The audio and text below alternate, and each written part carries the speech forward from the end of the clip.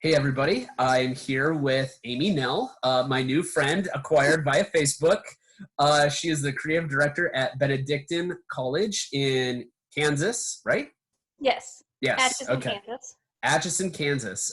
Thank you for taking the time to talk with me and share your wisdom with my students. So I'm glad to be here. So you've got, so you're a creative director at Benedictine College, which means you've got your hand in a wide variety of things, marketing, writing, graphic design, interactive design.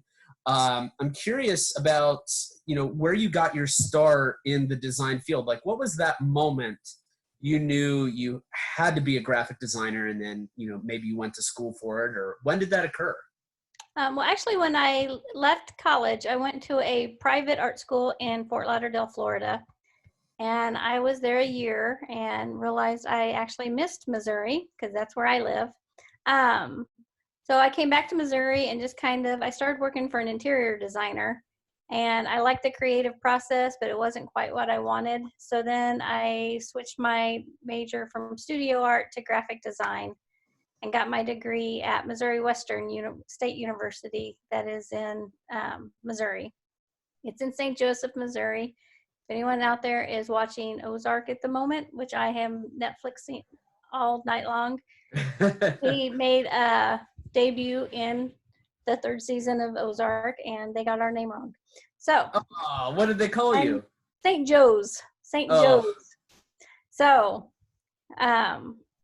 anyway, so that's where I graduated, and I actually live in Kansas City, Missouri, and drive to Atchison, Kansas, which is about 45 minutes away from where I live, and that's where the university is.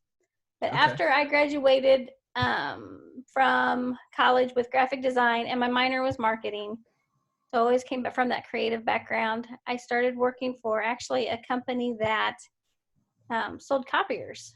And that's when all the new color big copiers were coming out. And the guy that owned this company was smart enough to know that he wanted to make money while the copiers were sitting in his building. So he started a graphic design department using his equipment. And then if anyone wanted to come in and see how we ran it, it was already in full production. So Yeah, the pretty smart guy. So I started working from him and started that. So I ended up being a manager, sole director right out of college, which was fun. And I was there for 2 years. And then I decided to open my own business.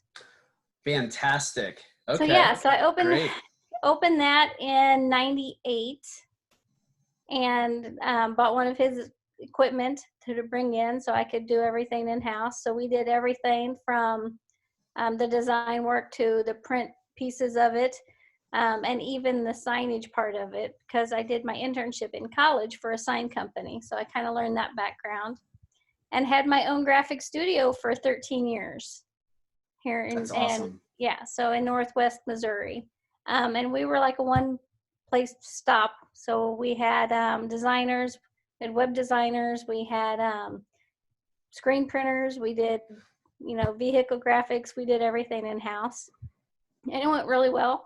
In 2003, I think, that's when our recession took a hit. We mostly featured small businesses and a lot of them closed.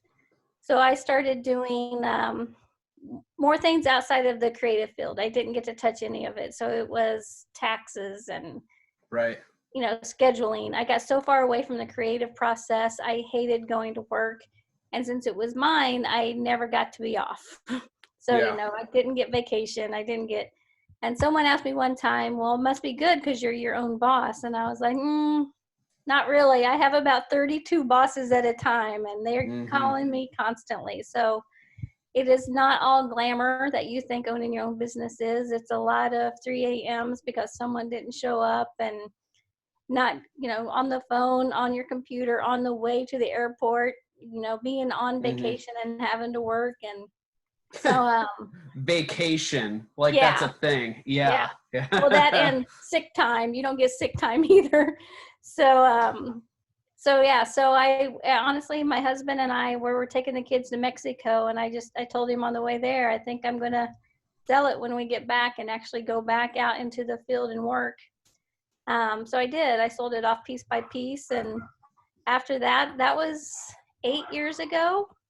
And I went out and I started working for a company called Unity World Headquarters. And they were out of Missouri, but they did publications and different things in 18 countries. Wow. So, Awesome. So I, ran their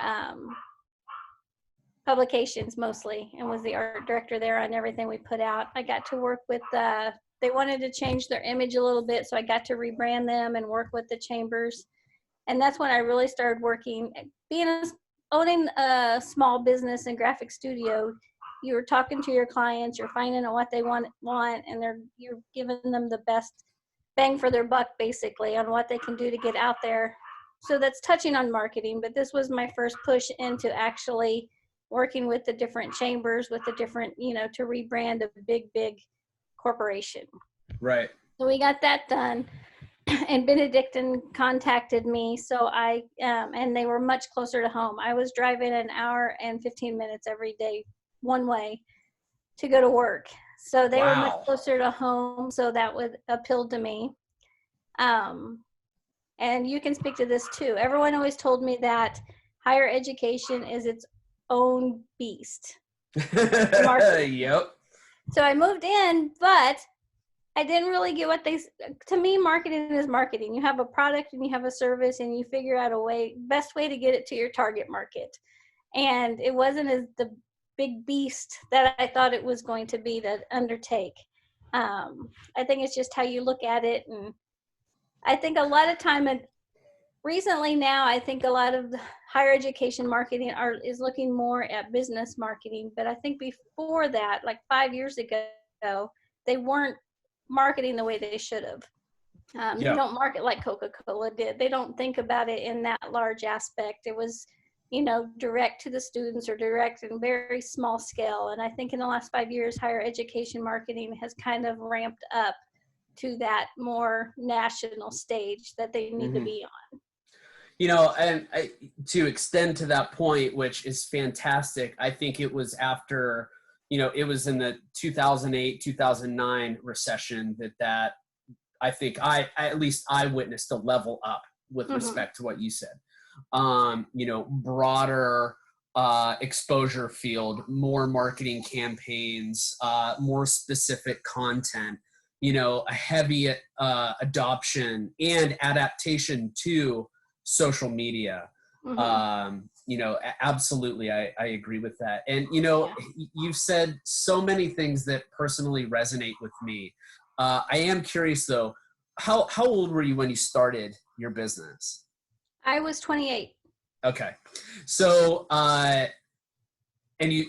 she's still 28, everybody. The reason why I ask about this is because I started my first business around 25. And my first agency, I operated for about 5 years. And I didn't have any formal business training in college. And, you don't actually really get entrepreneurship training in college anyway.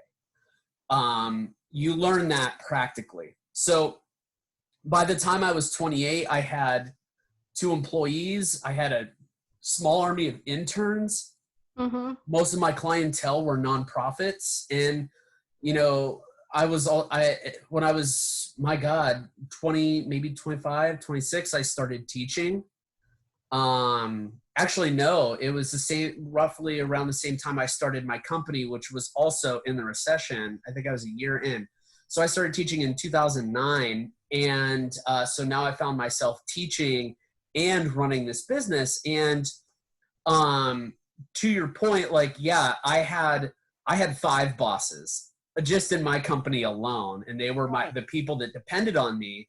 But then I had this whole other world that I had to respond to, which was completely unlike reality, that I was experiencing on the business side. So I carried all the stress and I wasn't designing. When you're not being creative and you're not designing, that kills your soul. Yes. Yes, So I wasn't designing. I was running numbers. I was budgeting. I was communicating with clients, doing client rep and creative direction all at the same time. Jealous of my employees for designing the things that I wanted to make, and I'm telling them what I like. It's just like, man, I just want to design that, right? So I remember, and maybe you've experienced something similar, but I remember I was laying in bed, sleeping in the night, and then all of a sudden I woke up like screaming. Like I had this is the first and only time I've ever had a nightmare like this, where I wake up in a cold sweat screaming, and it was because of the stress. And what was my nightmare? I was behind on a deadline. Granted, a deadline that was not my fault.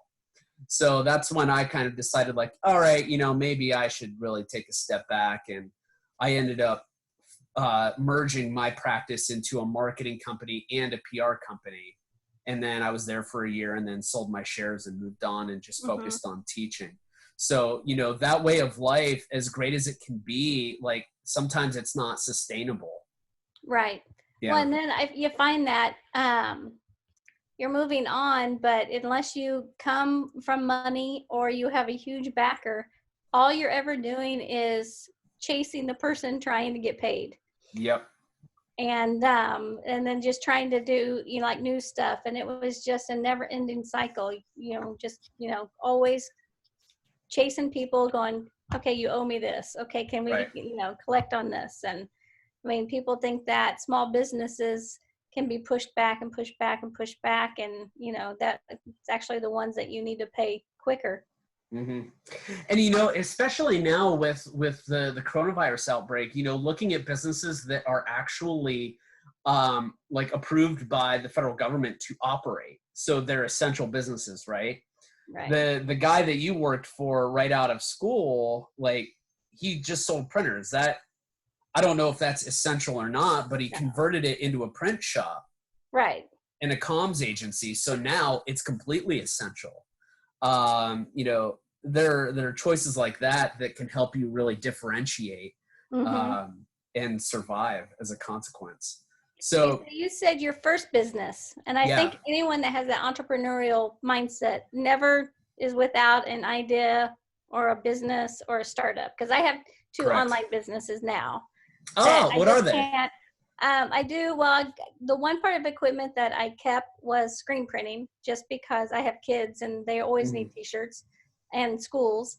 So I always kept that as a side business. And so I still do that. And I just sell those online, just different saying shirts, like this, very simple. And then I have a business that it's just in I have a little bit of downtime now. So we're getting that online. It should be done in about 2 weeks. But it is, because I'm a mother, so we have a lot of parties to plan. Right. And I hate doing it, and my sister hates doing it. So it is, she was planning a baby shower. We both were, and we came up with this idea that people that hate to plan them, we're just doing a party in a box. And we're personalizing everything, and they can get like their napkins to their banners, everything, and they can go in and personalize it. Comes with the kids' name on it and all of this, and they can order everything and it gets shipped to them in time for their party. So that's awesome. And to your point, yes, like if you've got the bug, right? If you created one business, you're gonna make more businesses. I'm actually on my fourth. I'm on my fourth company, and that's what this is here. So my fourth company is called Plus Public, and what I do is it's a design research practice. So what I primarily do is I work with community development corporations and municipal governments and create branded communication platforms for them. So, Atchison, for example, if they don't have a logo or a website or any social media presence, I'll go to them and actually build that for them. But the process is very market research driven. So I know that you absolutely know this, because if you're a design entrepreneur, you have to. And that is, you want to include your clients when you're designing something. Yes. Now, the level of interaction differs. Like if they're offering good feedback and they're good collaborators, then bring them closer to the project. But if they're not, push them away, keep them at arm's length, right? Right. But you want them to feel a sense of ownership of the project and a sense of completion once it's done. So that way they can say, you know what, I helped with that. Did that. I helped out. So what we do is we'll go to a municipality and we'll hold these public focus group sessions. We'll send surveys. So all of the decisions that we make are data justified. On top of the fact that whatever brand identity manifests as a result of that research, we can say to the mayor, to the city council, like, your community literally told us how to design this thing. They told us what colors, what typefaces, what shapes, what emotional touch points they wanted. If you don't like it, that's fine, but you're not going to have to respond to us. You're going to have to respond to like 1,000 people that helped make this thing. And that's part of our hook. So we bring a custom fit solution based on the collective feedback of the people that live, work, play, learn, and ultimately thrive in any given municipality. And then we employ that through social media, through storytelling, creative placemaking, and even, promotional ephemera like t-shirts and hats and things like that. So that's what I do now, but it took me 3 companies to get to this point. To get to there. Yeah, and this is actually, Plus Public is actually a benefit corporation. I don't know if they have these in Kansas and Missouri, but we're as close to a nonprofit as you can get while still being a for-profit LLC. So we just happen to have like this extra responsibility to our clientele. So we obligate ourselves to giving back by way of, let's say 100 hours a year is pro bono work for any given nonprofit client. Or if we don't do that, then we donate money or we provide some kind of social benefit to an entity. And so that's really what this is. And it's kind of interesting because like the first business was just a full-on design agency. The second was marketing, design, PR. So it was a full service agency. And then the third company I ran and owned was actually very much a hub and spoke resource company where like if you were an aspiring entrepreneur, you come to me and I would say basically vet out your business concept, poke holes in it, and then say, all right, well, here's what I would fix. Come back to me. And when you're ready, you can hire me to help you formalize, write your business plan, your marketing strategy, all that stuff. So like I had resources for accounting, for legal, for virtual assistants, all of that stuff.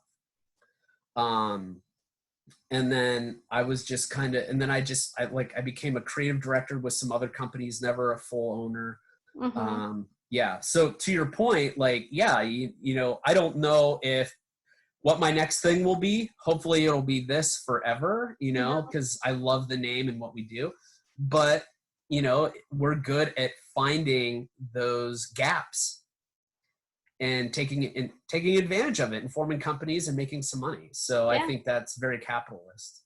So. I think my dream company would be, it would be like Bar Rescue for corporations marketing.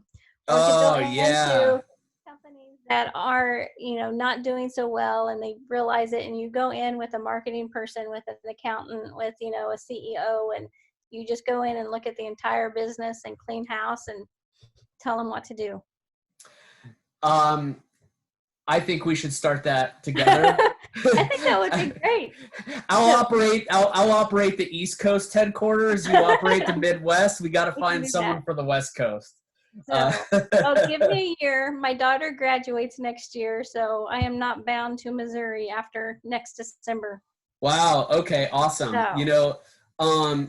So there, oh man, like you're hitting so many resonating points with me. The first sort of thing I thought about was now. So I've been doing a lot of podcasting lately, not just interactions with this, but I've been a guest on other people's podcasts. And one of the things that I've been telling people is like, if your business is going to be able to ride out this outbreak, pardon me, I got that heartburn again. If your business is going to be able to ride out this outbreak, what you need to be doing now is fixing everything. So if you run an appliance store, you're a mom and pop hardware store, for example, and you've never been confident about your marketing or your website breaks, like fix that stuff now. Like Right. develop a marketing plan, develop these things. If you have expendable money, pay the right people to do this, because it stands to reason that they're hungry for work too. So you could actually get more value out of them by virtue of giving them a job, right? Right. So it could pay dividends later. And so I've been really championing that, especially when, companies are canceling internships, they're canceling jobs for my students. And, so on the student side, what I'm saying is if you're a graphic designer, like now's the time you need to start your business. And, you're going to probably get a lot of low hanging fruit types of clients, but those are also really good clients to cut your teeth on and gain some experience. You either find out how to work well with people, or you find out which people you don't want to work with, right? And what else are you going to do? You're locked in the house, and design agencies aren't hiring. And the same thing with my marketing students. Like, how many companies, small businesses are out there that think a marketing plan is putting an ad in the penny saver, right? A lot of them. Right. And that's just, it's short-sighted. So we've got students coming out of our respective institutions with fresh ideas and a lot of energy, and they're super cheap. And any company is well positioned to take advantage of that. Mm-hmm. So, and I hope they do. But the other thing that you had said was like, just with respect to that client interaction. So you and I came into our staff positions after having a wealth of experience in other areas, primarily entrepreneurship. So we were the boss, we ran our things, and you come into an institution, right, on the higher ed staff side. And I don't know if you felt this, but in my position, I'm like, I'm just serving clients. Like, I feel like I'm just serving the clients as usual. The academic departments, they're just the client.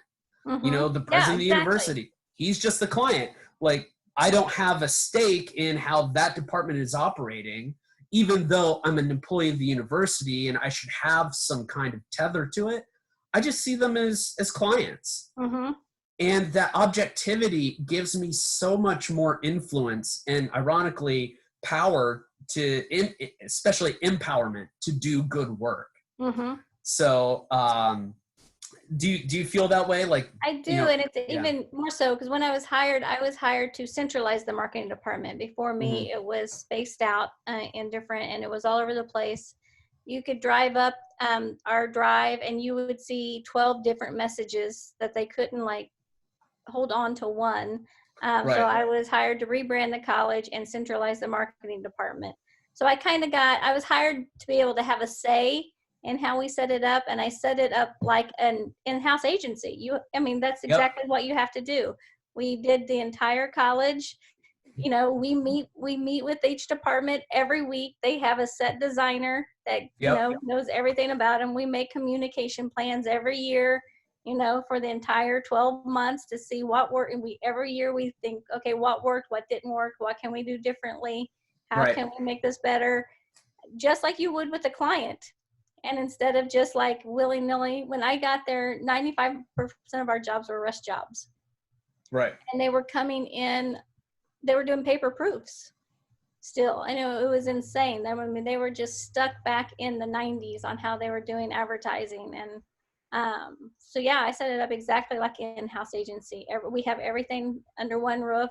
We work collaboratively together because print has to match the web, and the web has to match social, and the videos have to, fall under that brand too. Brand standards. Yep. Yes.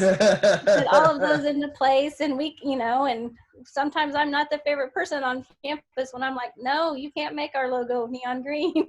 You can't do it. You can't go step behind it. You can't, And, Amy, you can't be in the creative director position and want to be favored by everybody. No. Your responsibility is to the store. You need to mind the store and keep in mind its best interests, even if those interests are counter to the people that you rely on to provide you the work in the first place. And, I found that, that is it's a complex relationship, especially if you're at a large university. But if you're at a large university, that leadership, that responsibility is partitioned out across several different managers, right? Right. But you're at a small Catholic school where, in your department, you, and then the person above you, you're the end all be all. Right.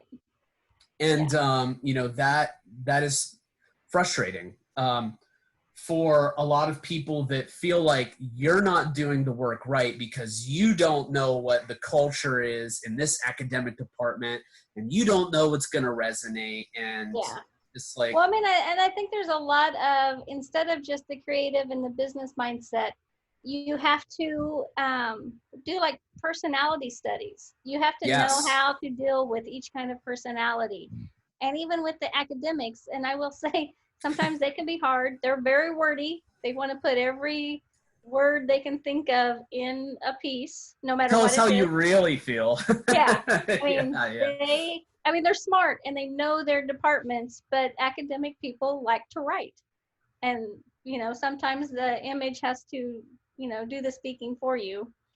But I try to go to each one of them. I meet with all the academics every year at their meeting, first of the year, and I'll say, you guys are what you're doing. You know your department. I can't tell you any more about your department than what you know. So we need to work together to make this. I know my position, you know yours, so let's work together to get the best piece out there. And that gives them a little bit of ownership in that.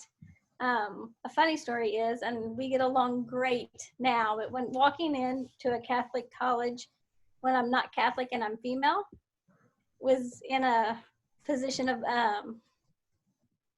superiority to some of these people, did not go well. And we had a guy that ran all the athletics, and he was like, well, I know how to do this. I took graphic design in college. I went, oh, really? Oh. How long? He goes, well, I took 2 classes. And I went, well, I played volleyball in high school too. And if I don't tell you how to manage your volleyball team, would you not tell me how to do this one? Right. So, someone should tell that guy that it takes a good 4 years to become a really good designer. Right. It takes a whole lifetime to be an excellent one. Designer. And it's ever changing. Yes. Yeah, ever changing. Last I checked, volleyball doesn't change all that much. No. So so he lets us help now, and he doesn't, get mad when we change what he used to design for the athletic department. So, but no, you just need to know how to handle the different people.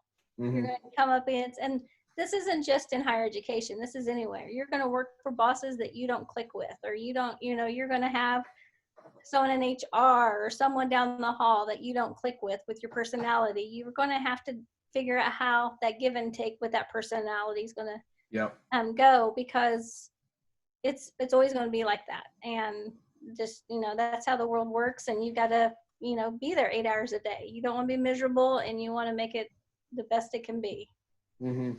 Yeah, I agree completely. Out of curiosity, when you're working with the different departments, do you have them do like a creative brief first, so like you get as much information as possible, or do they just do like they just do a request, provide some information, then it's up to you guys to figure it out? They do a request, and we ask for a lot of information, but you don't always get it. But that's why we meet with each department weekly or at least bi-weekly.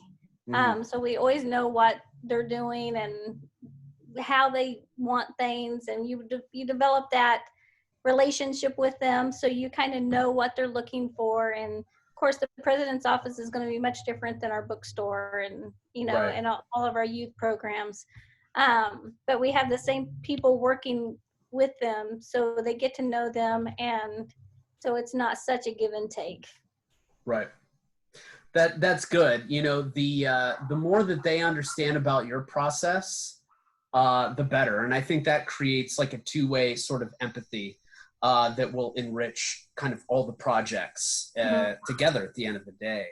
So, so how has, just to switch gears a little bit, how has the outbreak disrupted your work and, working with your team and managing them? The team it hasn't been a hard transition. We live in Missouri and Kansas. We get a lot of snow. Right. So we're set up to work remotely at any given time because our job is not 9 to 5. Right. So the remote wasn't hard for our team because we've all been set up to do it. We still do our meetings face to face on Zoom when we need to meet. I just had every year with my designers, I have a design retreat, and we talk about each department. We couldn't have that this year.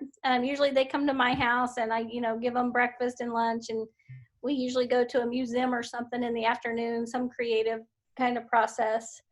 So we had to do it virtually this year. So we broke that out every morning this week and tried to do a little bit. So we're still trying to do that.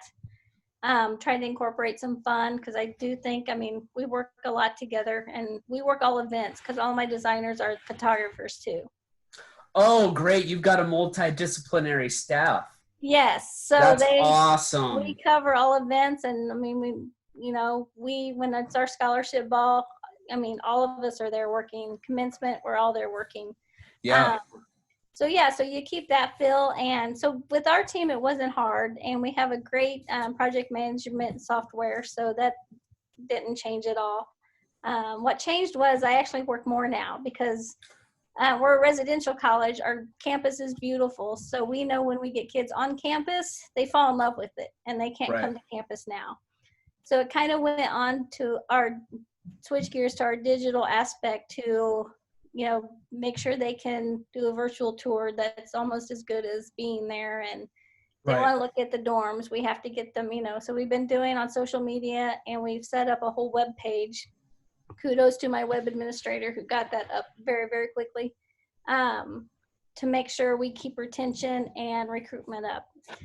So we're just trying to make every student feel special, even though they're, at home somewhere. So we've done that digitally, by the web, by video, by social, and the old U.S. mail. We sent them all a little care package so they would get it when they were sitting at home. And so we're just trying to keep all of that up. So yeah, personalize it all with some variable printing, provide some like unique, promotional ephemera, like a t-shirt, right? Yeah. We sent cell phone sanitizer spray. There you go. It's funny, when I started at Pitt, the first thing I got was a nice little care package, and in it were 4 bottles of hand sanitizer. And I wish you had that now. Well, I still got them. And I'm like, someone had the foresight. Someone is a fortune teller, or they can read the future somehow, and they knew this was coming. So now I'm like really well stocked on hand sanitizer. There you go. Yeah. No, I agree with you completely. I'm busy all the time. And, my daughter's young. She's 4. So my wife and I are having to do homeschooling, and, she's in preschool, technically. She'll be going into kindergarten in the fall. And it's wild to think that like her version of kindergarten could be sitting here at home and Yeah. looking at a computer in some respects. Yeah. So my daughter will be a senior, and she's planning on graduating in December. So to think that she's not going to have a senior year at all is just heartbreaking. Right. Senior in high school or college? High school. High school. Okay. She's graduating early for December. Yes. Wow. At her Okay. school, they do block scheduling, so they actually get 8 credits a year instead of 7. Ah, okay. So, okay. Yep. So took 4 months off of the old mama heart. Yeah. So. Well, she can come to work with you now. Yeah, no. Doesn't want to be a designer. No. Yeah. She was actually going to take graphic design last semester, and I was like, if you do, don't show me your homework. Right. Yeah. I empathize with that completely. What's interesting is today, so my daughter is spending a lot of time, she's hyper creative, and so she's drawing now. And I showed her one of the first books I ever bought her when she was like 2 or 3 was actually a Toy Story comic book. And so now I brought it back out and I said, hey, how about instead of just, because she's making stories with all of her drawings, I'm like, well, why don't we try a sequential one? And so she did this story about cherries, right? Oh. And it's very sweet, but like she'll draw the stick figure and then the cherries will be Oh, you've got to keep that. So I'm like, yeah, how about we just have them hold them in their hands instead of right here. Like they're not, like they're holding a bunch of cherries and they're 4-year-olds. I love it. I'll have to send you a picture because they're all funny. They're all funny. So hopefully, she'll do some sequential work, but what's happening though is she's seeing me do design work on the computer and she's like, I want to do that. And so like this was so funny. So I primarily design a lot of logos. I love the challenge of branding. Logos. And so she sees me drawing logos and she's like, Daddy, I want to make a logo. So she'll go over to her paper and she'll draw something. And like, one of the things I realize is she's got a really great grasp on basic geometry. Like she's using whole shapes, circles, triangles, octagons, hexagons, etc. And she's like, this is a logo for Mario Kart and stuff like that. I'm like, hey, this is cool. It's interesting because like I started doing design when I was 11. Maybe some weird similarity will happen with her. Who knows? But I don't actually want her to be a graphic designer because, like you made, I think you're very well aware of some design careers and the pitfalls that can be found. And like when a good design job is a good one that you stay in, there are a lot of terrible design jobs out there. Oh, right? yeah. And there's a lot of rejection. Yes. Oh my God. So like you started your own practice and said, to hell with it, I'm going to make my own opportunities. And you did that for 13 years. And I did the same. And, I had a lot of hard times with it, but I don't regret any of it for a second. Not at all. Because it's put you where you're at. It's put me where I'm at. And, we're still thriving. Mm-hmm. Right.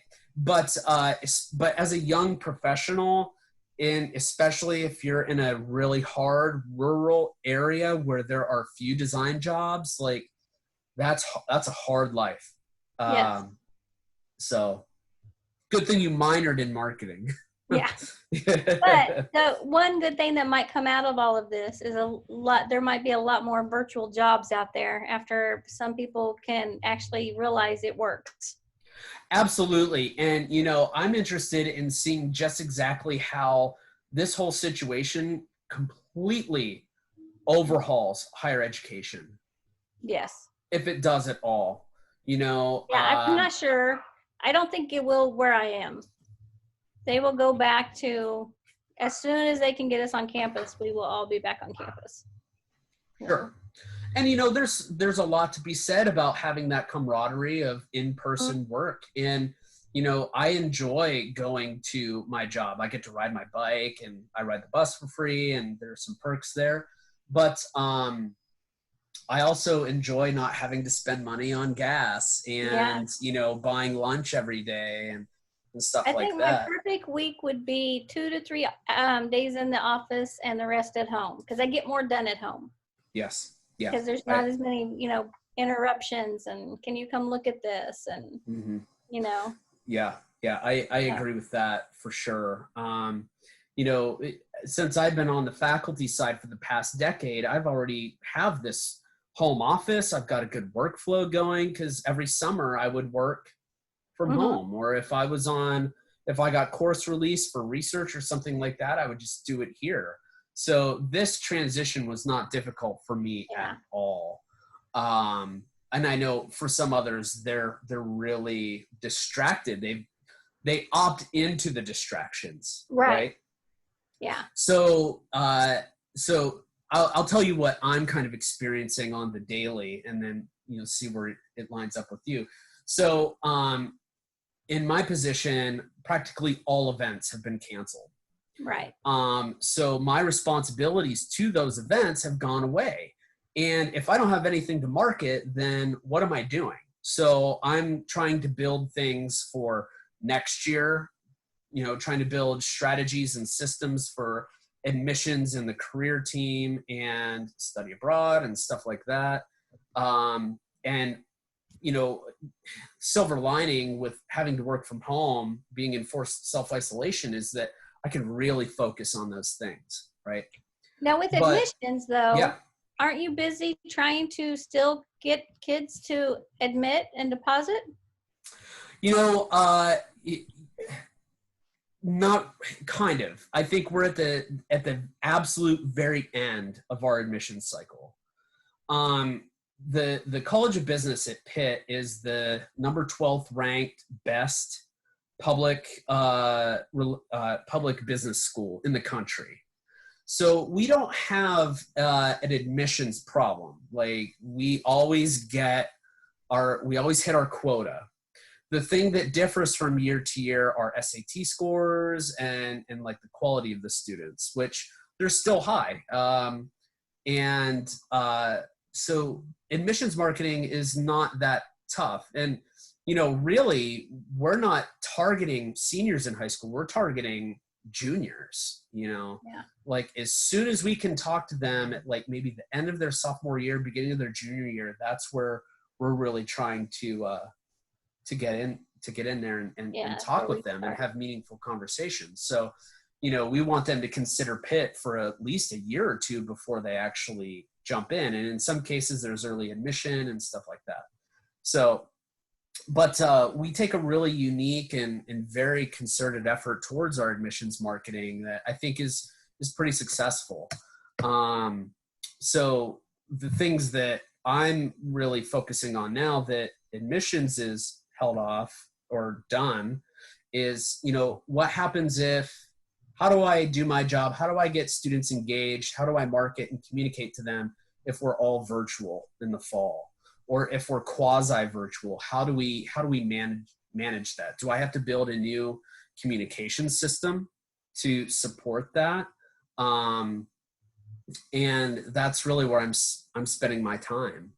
But on the periphery, I'm thinking like I'm a lifelong learner, so I'm always going to be taking a class or learning something somehow. You and I have to do that in order to do our jobs well and perform above the level that we set for ourselves. Because if you're an artist, the mentality is like, if you're not producing at the level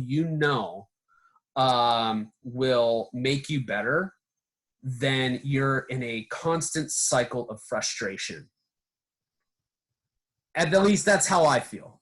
Yeah, yeah, exactly. Yeah. So like as a consequence, like if you've got that artistic mindset, you've got the creative mind, you always have to be producing to level you up. So that way, once you get to a certain level, that opens you up to do even newer and more better things, I guess. So So I'm looking at professional development, and, I'm taking a course on design thinking, which is something I've been doing for a while. I already know how to do. I do it with my clients. But I see it as an opportunity to kind of refresh myself on different techniques on how to do that. Mm-hmm. And then like taking a certification course on project management. And then I think the third one that I'm taking, because I'm a glutton for punishment, apparently, is on like social media. I'm really interested in the different perspectives and techniques that people are using, not in higher ed, Right. to convert sales, to create engagement, to bring in followers. Because if I feel like if I can figure out those strategies, I can modify them to fit the higher ed context. Right. And when you do that, it's like, what does Coca-Cola do to bring people into the fold? Yeah. If I can crack that formula, modify it to fit the higher ed context, all of a sudden, I've just done something that may not have been done in higher ed before. Right. So the cool thing about higher ed is that there's so much opportunity to innovate.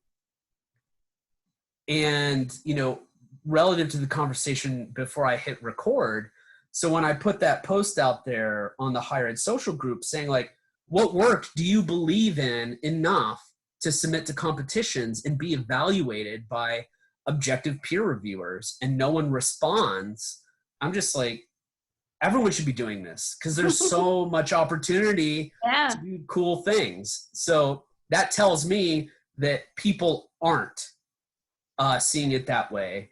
And if they aren't seeing that way, they maybe don't have confidence in the work that they're doing.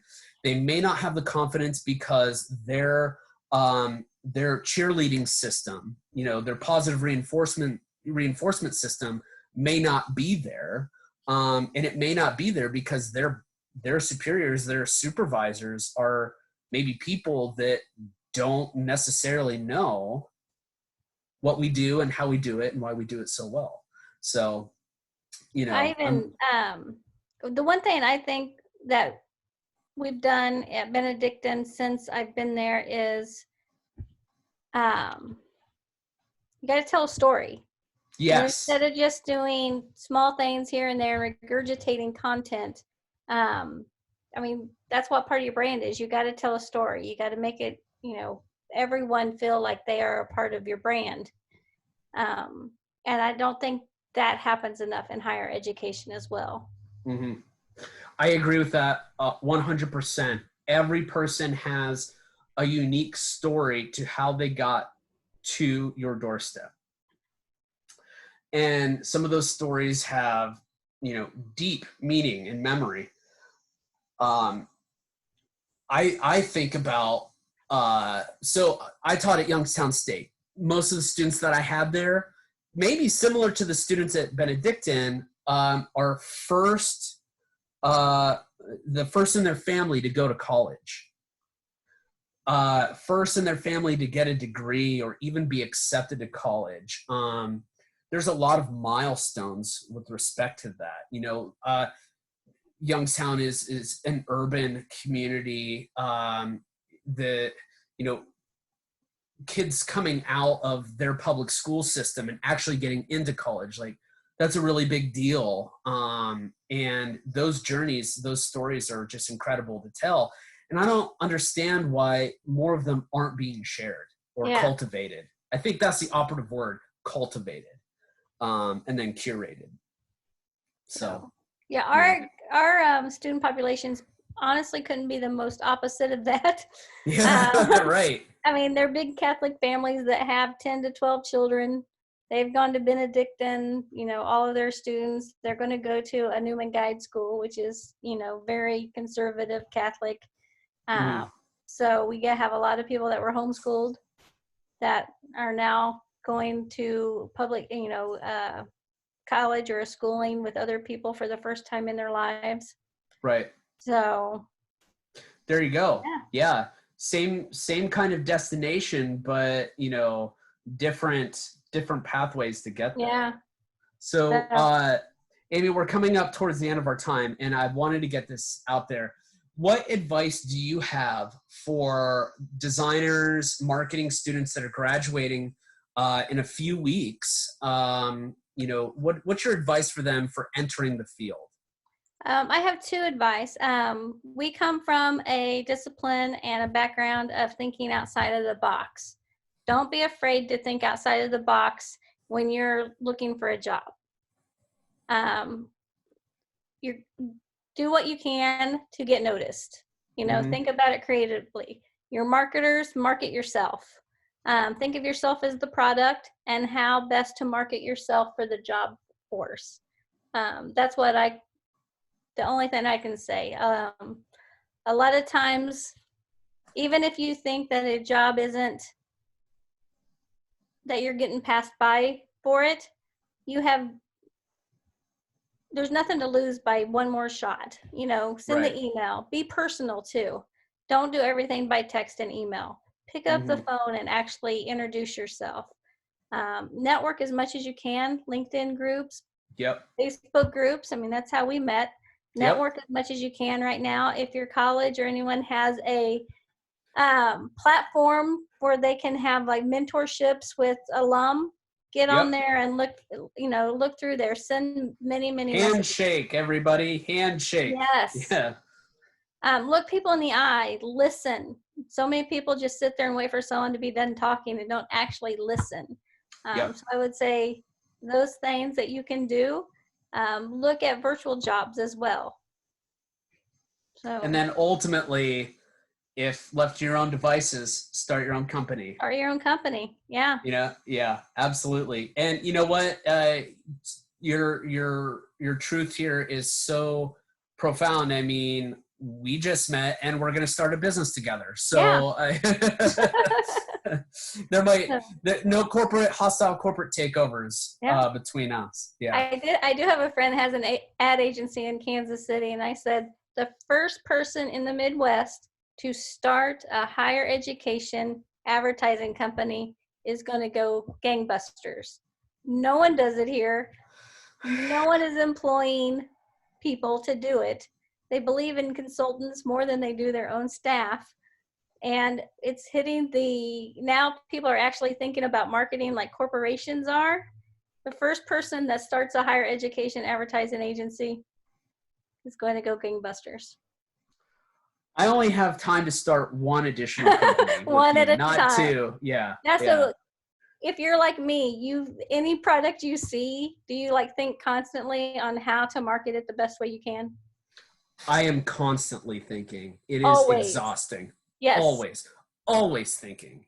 Yes, it is exhausting. And it's one of the main reasons why my wife gets mad at me when she has to repeat herself. because she's talking here and saying important things and I'm listening, but I'm also thinking about all these other things in my brain. And I'm always thinking about this stuff. Another thing for seniors going out to get interviewing, whether it's Skype or whatever, take the time to get on LinkedIn and find out who you're talking with. Find out what brought them to that place, what they've done, bring that up in conversation. If you have a certain company that you want to work for, research everything they've done in the past. And then go beyond and bring that up and just say, this is where I think you can go in the next 5 years. Yep, I agree. I couldn't have said it better myself. Well, Amy, thank you for your time. This was wonderful. Yeah. I hope we can do this again sometime soon. And for all you folks listening in the Higher Ed Social Facebook group, you got to get on board or we're going to create these businesses and come to your colleges and, consult with you. That's not a threat. Cool. Thanks again, Amy. Thanks, RJ.